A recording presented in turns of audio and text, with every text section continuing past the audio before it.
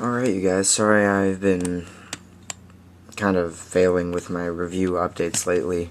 I said that I'd be making reviews of all 5 of the cubes I unboxed, but I got preoccupied.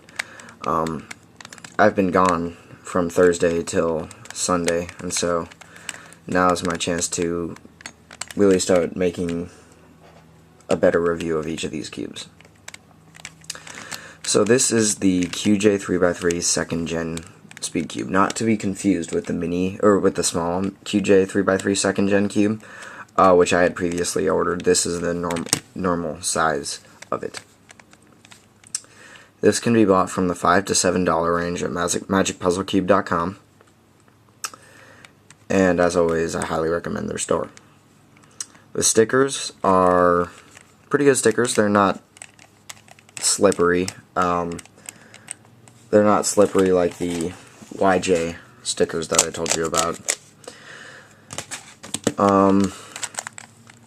The plastic is a pretty high quality plastic. No sharp edges or anything that you need to sand down or cut off. And the internals look like this. So basically it's got a standard Rubik's brand corner and a standard Rubik's brand edge, except for the fact that the edge is more like this as opposed to a Rubik's brand, which looks like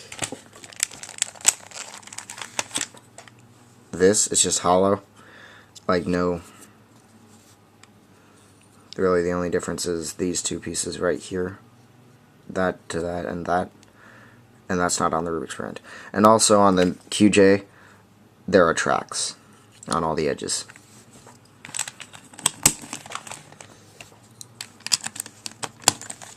The size of this cube is comparable to a Lingyan, which is the same size as a Lunhui, which I do not currently have on me right now, so I'm just going to do a comparison to a standard size 3x3.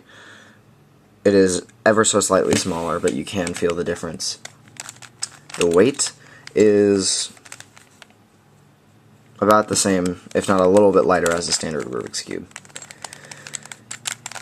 Let's compare it to a Guhong, because I know a lot of people out there have Guhongs. Might be a little bit heavier than a Guhong. So the turning on this cube, it's smooth. It's not crispy by all means.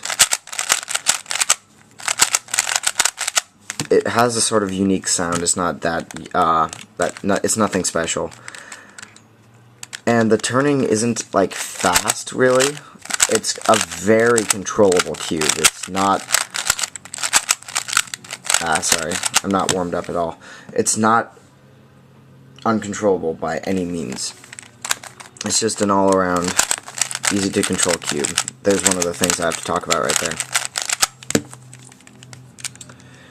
But I'll get to that later. The corner cuts. It cuts a full cubie, pretty much, with relative ease. It's really not hard to cut the corner at all. You don't have to be struggling with anything like you do with a Rubik's brand. There's none of that. You just get a full, clean cut. However, when you get to the line-to-line mark, it will not cut, and as you can see, the internal part of that edge is no longer coming in contact with anything. You can actually see through the cube right there.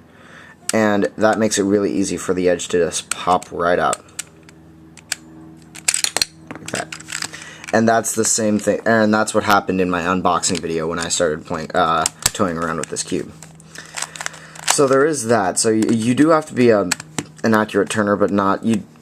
Most people probably don't make turns this inaccurately, but I don't know. So if you're a rough turner, I would automatically say that this is probably not the cube for you. It does not reverse corner cut. It's not a Diane brand cube. That's just how it is. Diane cubes are really the only good reverse corner cutters. So now the pops. As I covered the regular kind of pops earlier, the center caps do tend to fall off. I'm working on ways to fix that. I know there's just put a little piece of paper in there and that works, but I'm trying to find a different way. So really it's actually only this center cap that likes to pop off. I don't really know what it is about it, but it does. This cube is lubed with QJ brand lubricant. To lube it, you just pop out a corner, squeeze this thing to get some of the lubricant into the little syringy guy. Unscrew it, get all the excess off of it, and drip some in. This is currently needs to be re-lubed, so that's why I showed you in the video. And to get the lube just to mix around, you just gotta do some turns on each of the faces.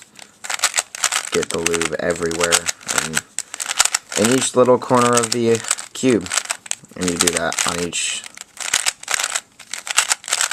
and so on and so forth. So that's how I get lube throughout the cube.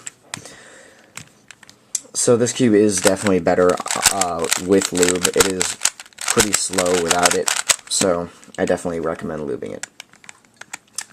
Now finally, who do I recommend this cube to?